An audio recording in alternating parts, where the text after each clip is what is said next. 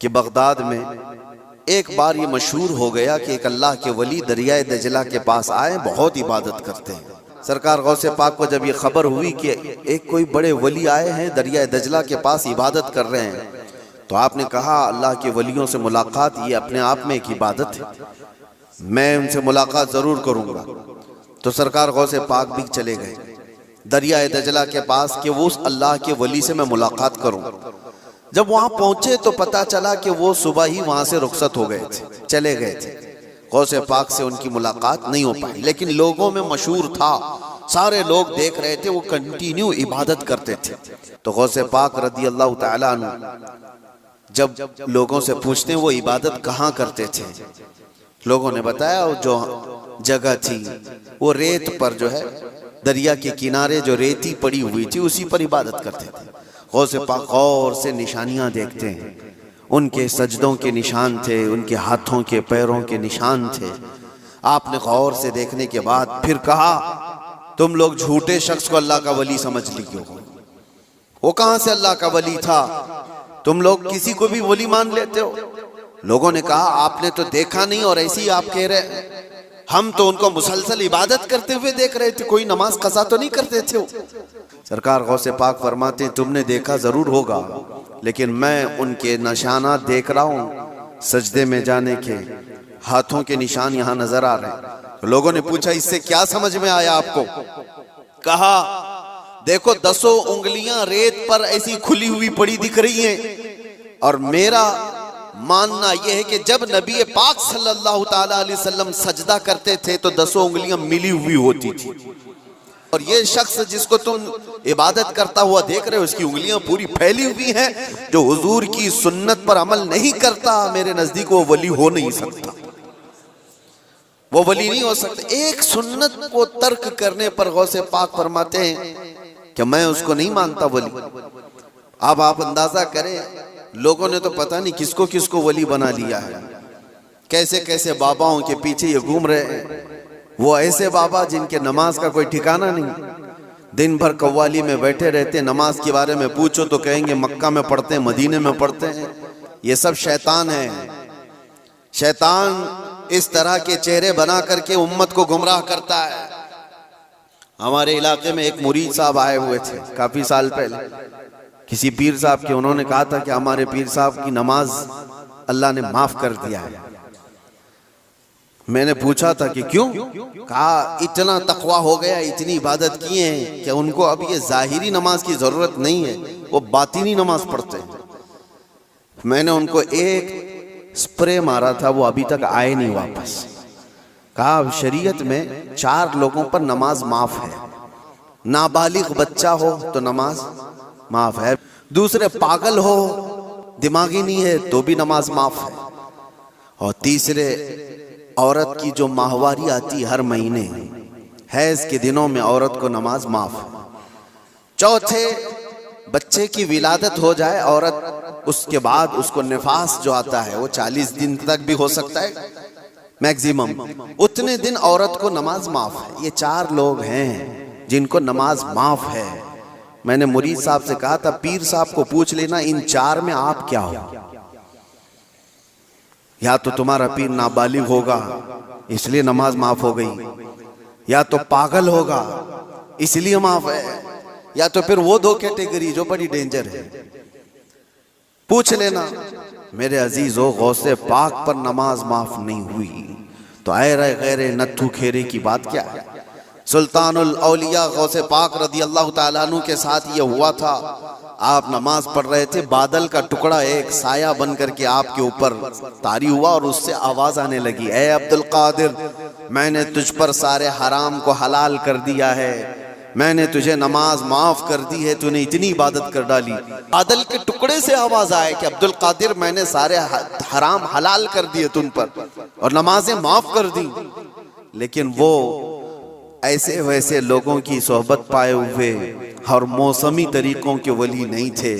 गौसे पाक रदी अल्लाह ताला अन्हु शान महबूबियत पर फाइज थे। आपने बरजस्ता कहा यह आवाज रहमान की नहीं है, ये शैतान की है।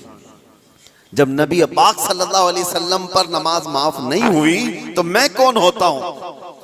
अल्लाह के रसूल सल्लल्लाहु अलैहि वसल्लम जो साहबे शरीयत हैं, हुजूर ने नमाज नहीं छोड़ी, और वो भी आखिरी वक्त तक। जानते हो रिवायात में मौजूद है, उस वक्त रसूलुल्लाह सल्लल्लाहु अलैहि वसल्लम हुजरे से बाहर आ रहे थे जब आपकी वफात को चंद ही दिन बाकी थे। हजरत अबू बकर सिद्दीक इमामत कर रहे थे, लेकिन उसके बावजूद रसूल पाक सल्लल्लाहु अलैहि वसल्लम सख्त अलालत के बाद हुजरे से बाहर तशरीफ लाए थे, इस हालत में कि रिवायात में मौजूद है हुजूर दो सहाबा के कंधों पर हाथ रख करके बाहर आ रहे थे, पैर जमीन पर नहीं लग रहे थे। इस कदर शिद्दत की तकलीफ के साथ भी नबी पाक सल्लल्लाहु अलैहि वसल्लम मस्जिद में तशरीफ ला रहे हैं, और यहाँ मुर्ग मुसल्लम तोड़ते हुए बैठे हुए वो पीर कहते हैं कि हमारे लिए नमाज माफ है। गौसे पाक ने जब ये कहा कि ये रहमान की आवाज नहीं, ये शैतान है, मेरे लिए नमाज माफ नहीं हो सकती, तो गौसे पाक रज़ियल्लाहु ताला अन्हु पर उसने गुरूर और तकब्बुर में लाने के लिए एक दूसरा हमला किया था और कहा, अब्दुल कादिर तुम बहुत पढ़े लिखे हो, बहुत इल्म है तुम्हारे पास, तुम पढ़े लिखे ना होते, इल्म ना होता तो आज मेरे गुमराही में आ जाते। शैतान अपनी असली हालत पर आ गया, कहा ठीक है तुमने मुझे पहचान लिया, लेकिन तुम बहुत पढ़े लिखे हो, तुम्हारा इल्म इतना है कि तुम बच गए। गौसे पाक ने कहा तू दूसरा हमला कर रहा है मुझ पर, मेरे इल्म ने नहीं बचाया, मुझे रब के फजल ने बचाया। यहां पर भी आदमी बहक सकता है, अगर हाँ कह दिया कि हाँ मैं तो पढ़ा लिखा हूं, मैं बहुत इल्म वाला हूं, इसीलिए बहुत सारे इल्म वाले भी भस्म हो गए, इल्म वाले भी बहक गए। इल्म के साथ रब का फजल है तो फिर वो बच जाता है। मेरे अजीजों, अर्ज ये करना है कि हुजूर पाक सल्लल्लाहु अलैहि वसल्लम की शरीयत को छोड़ करके कोई वली नहीं हो सकता। गौसे पाक रज़ियल्लाहु ताला अन्हु की 11वीं करने वाले, नियाज करने वाले, सबसे मेरा एक ही कहना है और सबके लिए एक मैसेज है कि तुम्हारी 11वीं, तुम्हारे खिचड़े, तुम्हारे नियाज ये फर्ज नहीं, ना ही वाजिब हैं, मुस्तहब के दर्जे में आ सकते हैं, लेकिन फज्र की नमाज से लेकर इशा की नमाज तक फर्ज ये तुम्हारे ऊपर ऐसा ज़रूरी है कि इस चीज़ के लिए कोई माफ़ी नहीं है। एक साल तुमने देग नहीं बनाई, नियाज नहीं की, तो क़यामत के दिन नहीं पूछा जाएगा कि तुम गौसे पाक की फातिहा करते थे कि नहीं करते थे, ये सवाल नहीं होगा, लेकिन ये सवाल ज़रूर होगा कि फज्र में उठे क्यों नहीं, इतनी नमाजें क़ज़ा क्यों हुई तुमसे। मेरे अजीज़ों, नवाफिल और मुस्तहब्बात में पड़ी हुई ये उम्मत, मैं मना नहीं करता, आप शौक से, हम भी करते, गौसे पाक रज़ियल्लाहु ताला अन्हु के दरबार में इसाले सवाब के लिए, मरहुमीन के लिए हम नियाज, फातिहा, सारी चीज़ें करते हैं, लेकिन इसका मतलब ये नहीं है कि कुल वही है और अल्लाह तबारक व तआला की ये इबादतें कुछ माना नहीं रखती। नमाज नहीं है, कुरान नहीं है। अजीज़ान गिरामी, मैं उन लोगों से पूछता हूँ जो 2-2, 3-3 घंटे कव्वालियों पर रक्स करते हैं, कुरान की एक सूरे भी तो सुन के दिखाओ, वो रब का कलाम है, अल्लाह का कलाम है। किसी कारी कुरान से तुम किरत सुन करके झूमो, फिर पता चले कि ईमान तुम्हारे दिल में कितना है। ढोल बाजों पर रक्स करने वाली कौम, ईमान से अगर ताल्लुक है तो इन खुराफात में नहीं जा सकता। कभी हम सुन्नियों पर एक बड़ा इल्जाम ये लगाया जाता है कि ये सिर्फ चादर, गागर, जुलूस, फातिहा, नियाज, 11वीं वाले लोग हैं। मेरे अजीजों, वो एक पार्ट है। जालिमों ने जिस तरह का ये हमारे ऊपर इल्जाम लगा कर रखा है कि ये सजदे करने वाले लोग हैं, कब्र की पूजा करने वाले लोग हैं, और मज़ारात औलिया पर जाकर शिर्क व बिदअत करने वाले लोग हैं, दुनिया को ये फैला करके रखा गया। हम उससे बरात का इजहार करते हैं। हम सुन्नी मज़ार को सजदा तो छोड़ो, हम रसूल को भी सजदा नहीं करते। सजदा सिर्फ और सिर्फ अल्लाह वहदहु ला शरीक के लिए है, इबादत सिर्फ अल्लाह रब्बुल इज्जत के लिए है। सजदा तो दूर की बात, झुकना भी जायज नहीं है, झुकना भी जायज नहीं। हम इस अकीदे के हामिल हैं, अल्हम्दुलिल्लाह। मज़ारात पर जाते हैं तो शिर्क व बिदअत के लिए नहीं, मेरे मुस्तफ़ा के फरमान पर जाते हैं। और रही बात औलिया कामिलीन के मज़ारात पर जाकर दुआ करना, ये कुरान से हम अखज़ करते हैं कि सैयदना ज़करिया अलैहिस्सलाम, ज़करिया अलैहिस्सलाम अल्लाह के नबी हैं। पता है, बैतुल मुक़द्दस के इमाम कुरान में है 3 पारे में, सूरह आले इमरान, आप पढ़ करके देखना। उनको औलाद नहीं थी, 90 साल की करीब उम्र हो गई थी, लेकिन उसी वक्त बैतुल मुक़द्दस में हज़रत बीबी मरियम को लाया गया था। उनकी वालिदा हन्ना, उनको भी औलाद नहीं थी। उन्होंने मन्नत की थी कि अल्लाह अगर हमको तू बेटा दे तो हम बैतुल मुक़द्दस की खिदमत में वक्फ करेंगे। बेटा नहीं हुआ, बेटी हुई। मन्नत के मुताबिक उन्होंने अपनी बेटी का नाम मरियम रखा और ला करके बैतुल मुकद्दस में वक्फ कर दिया बचपन में। तो किसको दिया जाएगा? जो बैतुल मुकद्दस के इमाम थे, मुतवल्ली थे, हजरत ज़करिया अलैहिस्सलाम, उनके हाथ में दिया गया कि बच्ची वक्फ है। हजरत ज़करिया अलैहिस्सलाम ने कबूल किया और एक मेहराब में बच्ची को रखते थे। कुरान में ये जिक्र है, मैं बता रहा हूं आपको। और हजरत ज़करिया अलैहिस्सलाम कहते हैं कुल्लमा दखल अलैहा ज़करिया अल-मिहराब वजद इंदहा रिज़्क़ा क़ालत या मरियम अन्ना लकी हाज़ा क़ालत हुवा मिन इंदिल्लाह इन्नल्लाहा यरज़ुक़ु मन यशाअ बिग़ैरि हिसाब। जब जब हजरत ज़करिया अलैहिस्सलाम मेहराब मरियम में जाते तो कहते हैं किस्म किस्म के फल वहां पर रखे हुए पाते थे। तो हजरत ज़करिया पूछते मरियम ये सब तेरे पास कहां से आता है? हजरत मरियम कहती है सब अल्लाह की तरफ से है, अल्लाह जिसे चाहे बेहिसाब रिस्क देता है। मरियम कौन है? नबी नहीं है। हजरत मरियम हाँ अल्लाह की वलियां हैं, पाकीज़ा मुकद्दस हस्ती, लेकिन उनको अल्लाह तबारक व तआला ने वो करामात से नवाजा था। वो बचपन में फल वगैरह उनको रिस्क के तौर पर पहुंच रहा था। इसके बाद की जो आयत है अब सुनो। ताला फरमाता है हुनालिका दआ ज़करिया रब्बह क़ाल रब्बि हबली मिन लदुनका ज़ुर्रियतन तय्यिबतन इन्नका समीउद दुआ। ज़करिया अलैहिस्सलाम को भी औलाद नहीं थी, तो उसी मरियम के मेहराब में खड़े हो गए जहां बीबी मरियम थी, कहा ऐ अल्लाह मुझे भी एक बेटा अता कर दे। हुनालिका दआ ज़करिया रब्बा, ये कुरान की आयत है। ज़करिया अलैहिस्सलाम ने अपने रब से दुआ की, अल्लाह मुझे भी एक बेटा दे दे, तेरी जानिब से नेक और साले बेटा अता कर दे। अब ये दुआ तो हो गई और कुरान में उसके फौरन बाद आयत है फनादतहुल मलाइकतु व हुवा क़ाइमुन युसल्ली फिल मिहराब अन्नल्लाहा युबश्शिरुका बियहया। उसी वक्त अल्लाह के फरिश्तों ने बशारत दे दी ज़करिया अलैहिस्सलाम को, तुम्हारी दुआ कबूल हो गई और यहया अलैहिस्सलाम की शक्ल में तुम्हें बेटा मिलने वाला है। इतनी तेज दुआ। अब मैं आपको बताता हूं ये आयत मैं क्यों पढ़ रहा हूं और क्यों आपके सामने रख रहा हूं। ज़करिया अलैहिस्सलाम खुद अल्लाह के नबी और जहां के इमाम है वो बैतुल मुकद्दस है, दुनिया का सबसे मुकद्दस तरीन मकाम। उस वक्त बैतुल मुकद्दस में हजरत ज़करिया अलैहिस्सलाम जहां इबादत करते थे वहीं पे दुआ भी तो कर सकते थे, वहीं पर दुआ कर सकते थे, लेकिन कुरान ये कहता है वो मेहराब मरियम में आकर के दुआ कर रहे हैं। मेहराब मरियम में जहां बीबी मरियम बैठी वहां दुआ कर रहे हैं। इससे पता ये चलता है कि अल्लाह के सालेह बंदे जहां होते हैं वहां से दुआएं कबूल होती हैं। अल्लाह के वली रहा करते हैं वहां से जब नबी की दुआ कबूल होती है तो फिर उम्मती की क्यों नहीं कबूल होती? और फौरन दुआ कबूल हुई और बेटा भी मिला। अब ये लोग कहते हैं गरीब नवाज के यहाँ जाते हैं तो क्या बेटा मिलता है? बेटी मिलती है, औलाद मांगने जाते हैं। जालिमो तुम्हें पता नहीं ज़करिया अलैहिस्सलाम बीबी मरियम के पास खड़े होकर बेटा मांगे थे तो बेटा नबी की शक्ल में मिला था। हाँ ये नहीं है कि वो बीबी मरियम से मांग रहे थे, वो अल्लाह से मांग रहे थे, लेकिन जगह कौन सी है? जगह का भी असर होता है। हाँ एक बात मैं आपको बता दूं कि जगह का अगर असर नहीं होता तो मस्जिदें और ये सारी चीजें बनाने की जरूरत क्या होती? इबादत करने के लिए भी जगह है, आपका ट्रीटमेंट करने के लिए हॉस्पिटल में भी जगह है। हर चीज एक एक जगह पर होती है कि नहीं होती? होती। जिन लोगों का वो मानना है कि कुछ भी नहीं जरूरी है वहां जाना यहाँ जाना, तो मैं उनसे कहता हूँ कभी बाथरूम में बैठ करके डॉक्टर से अपना इलाज करा लोगे? जगह तो जगह ही है, बैठे हो नहीं है, आपको पता है उसके लिए हॉस्पिटल जाना होगा, उसके बेड पर सोना होगा, वहां पर वो कुछ ट्रीटमेंट करेगा। क्या जरूरत है? पूछते डॉक्टर से, आ जाओ मेरे टॉयलेट में इलाज कर लो, यही इंजेक्शन लगा लो। मेरे अजीजों, गंदगियों में बैठा हुआ आदमी वो अपना इलाज कराने के लिए भी उठ करके चला जाता है। बिला तशबीह बिला तमसील मैं आपसे कह रहा हूँ कि हम पता नहीं कैसे कैसे गुनाहों में मुब्तला हैं। यहाँ से निकल करके हम उन पाक सुथरी जगहों में जाते हैं जहाँ अल्लाह के वली आराम फरमा, और उस जगह पर खड़े होकर हम अल्लाह ही से दुआ करते हैं और पाकीज़ा मकाम की बरकत से अल्लाह दुआएं कबूल करता है। ये एक चीज नहीं है, ऐसी कई मिसालें हैं, कई मिसालें। हदीस अल इसरा वल मिअराज जो हुजूर सल्लल्लाहु अलैहि वसल्लम के मेराज का सफर है, उस सफर में एक रिवायत ये भी मिलती है कि एक जगह पर हुजूर पाक सल्लल्लाहु अलैहि वसल्लम रुक गए।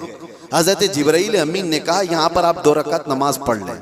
हुजूर पाक सल्लल्लाहु अलैहि वसल्लम ने वहां पर 2 रकात नमाज अदा की और उसके बाद पूछा जिब्राइल से ये कौन सा मकाम है? तो हज़रत जिब्राईल अलैहिस्सलाम ने कहा, ऐ अल्लाह के नबी, ये वो जगह है जहां हज़रत ईसा अलैहिस्सलाम की पैदाइश हुई थी। बीबी मरियम से हज़रत ईसा अलैहिस्सलाम की पैदाइश हुई थी। वहां पर हुजूर पाक सल्लल्लाहु अलैहि वसल्लम ने 2 रकात नमाज अदा की। हाँ, जगह को आप सल्लल्लाहु ताला अलैहि वसल्लम ने अपने नमाज का मुसल्ला बनाया। इस रिवायत से मैं आपको बताना चाहता हूँ, जहाँ ईसा अलैहिस्सलाम पैदा हुए वहां हमारे नबी नमाज पढ़े, और जहां मेरे मुस्तफ़ा पैदा हुए हो, क्या वो जगह दुआओं की कबूलियत की नहीं हो सकती? सिर्फ इतना ही नहीं मेरे अजीजों, मुक़द्दस मकामात को अल्लाह तबारक ताला ने खुद फरमाया है कि आप खाने काबा जाते हैं तवाफ करने के लिए। तवाफ करने के बाद जैसे ही तवाफ खत्म होता है, उसके बाद सबसे पहला काम आपका क्या है? कुरान कहता है पहले पारे में, वत्तखिदू मिन मकाम इब्राहीम मुसल्ला, मकाम इब्राहीम को अपनी नमाज की जगह बना लो। मकाम इब्राहीम है क्या चीज? एक पत्थर है, उस पर इब्राहीम अलैहिस्सलाम के 2 पैरों के निशान है। तो उस पत्थर के पास रब तबारक व तआला फरमाता है, तुम अपनी नमाज पढ़ो, हाजी हो कि मोतमिर हो कि खाली तवाफ करने वाला हो, 7 चक्कर तवाफ के बाद मकाम इब्राहीम पर वो जरूर 2 रकात नमाज पढ़ेगा। इनको पता नहीं, जो एतराज करने वाले वो पूछते नहीं कि पत्थर को इबादत कर रहे हैं लोग, यहाँ पे पत्थर को सजदा करने जा रहे हैं। नहीं जालिमो, पत्थर को सजदा नहीं कर रहे, ये रहमान का हुक्म है। रहमान का हुक्म है, इसलिए हुक्म है कि वो पत्थर अब अफजल हो गया जिस पर अल्लाह के नबी के पैरों के निशान हैं, जिस पर खड़े होकर इब्राहिम अलैहिस्सलाम ने पूरे काबे की इमारत तामीर की थी, वो पत्थर अफजल हो गया। अब आप सोचो, पत्थर खड़े होने वाले नबी की वजह से अफजल है, तो फिर वो नबी कितने अफजल हैं? हाँ, उनके कदम कितने अफजल हैं। हम तबर्रुकात वाले लोग हैं, इसलिए हम उनकी नहीं मानते। हम तो छोटी सी भी कोई चीज निस्बत की मिलती है तो हम उसको एहतराम से सर आंखों पर रखते हैं। आज भी बिहम्दिही ताला हुजूर पाक सल्लल्लाहु अलैहि वसल्लम के मुँह मुबारक पूरी दुनिया में देखे तो सुन्नियों के पास ही मिलेंगी, क्योंकि कदर उनको ही है और वो चाहते हैं कि हुजूर पाक सल्लल्लाहु अलैहि वसल्लम से रिलेटेड जो भी चीज है वो अजमत वाली है। अब आपको मैं बताता हूँ, जो एक बड़ा सवाल ये है कि ये औलिया इकराम के लिए कहानियां गढ़ लेते हैं लोग, करामत करामत करामत कहते हैं। जो करामत का इनकार कर रहा है वो कुरान का इनकार कर रहा है। हाँ, हर वली की करामत तो कुरान से मैं नहीं बता रहा, लेकिन अल्लाह तबारक व तआला ने जो फरमाया वो आपको बता रहा हूँ। अब चंद बातें मैं सरकार गौसे पाक की बताकर इस एतराज का जवाब देता हूँ। सुल्तानुल औलिया गौसे पाक रज़ियल्लाहु तआला अन्हु की बारगाह में एक औरत आई, अपने बच्चे को लेकर कहा कि इसको अपने पास रख लीजिए। आपने कबूल कर लिया, बच्चा तरबियत में आ गया। चंद महीनों के बाद वो खातून आई, अपने बेटे को देखा, बहुत दुबला पतला, बिल्कुल कांडी हो गया, हड्डियां निकल गई। माँ तो माँ है, देखती है बच्चा कैसा हो गया, सूख गया, काटा हो गया। तो उसने देखा कि गौसे पाक कहाँ है, जा करके देखती है अंदर तो गौसे पाक के दस्तरखान पर अच्छी अच्छी ग़िज़ाएं थी, कुछ गोश्त वगैरह रखे हुए थे, और ये बूढ़ी औरत का बेटा सूखी रोटी पानी में भिगो कर खा रहा है, कोने में बैठा हुआ। अब एक माँ को लगे ही बात, खुद इतना अच्छा खाना खा रहे, मेरे बेटे को परवरिश में रखे, कैसा खाना खिला रहे इसको। उस औरत ने कहा, ये कैसी तरबियत है सैयदना अब्दुल कादिर, ये क्या है, मेरा बच्चा तो ऐसा है। आपने जवाब कुछ नहीं दिया। थोड़ी देर के बाद, खाना खत्म होने के बाद, उन हड्डियों को ऐसे जमा किया और कहा, कुम बिइज़्निल्लाह, अल्लाह के हुक्म से उड़ जाओ। एक मुर्गी फड़फड़ाती हुई खड़ी हो गई। हाँ, आपने कहा कि जब तेरा बच्चा इस काबिल हो जाए तो वो भी रोज मुर्गी खाए। उसकी तरबियत चल रही है, उसकी तरबियत चल रही। जब बंदा अपने नफ्स को मार लेता है तो अल्लाह सारी ताकतें उसको अता करता है। अल्लाह के लिए जब बंदा दुनिया छोड़ देता है तो अल्लाह उसका हो जाता है। तो गौसे पाक की ये बात बताने पर एक साहब मुझसे कह रहे थे, कहाँ से आप ये सारी चीजें लेकर के आ गए कि एक बंदा भी किसी चीज को जिंदा कर रहा है।